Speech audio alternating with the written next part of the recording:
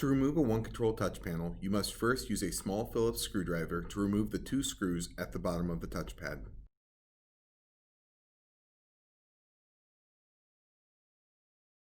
With the screws removed, press upward on the touchpad to remove it from the bracket secured to the wall.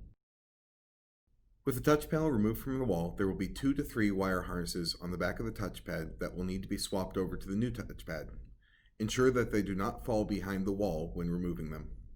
If there are only 2 harnesses, one of the ports should be secured with a terminating resistor.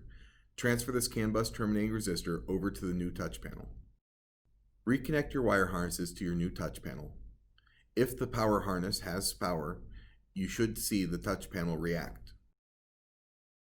To remount the touch panel, press against the top of the bracket and press and slide down. You should feel the bracket click into place.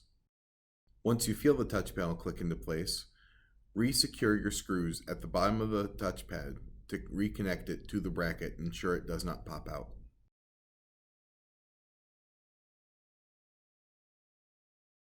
Be sure to test your new touch panel for proper function before considering the job complete.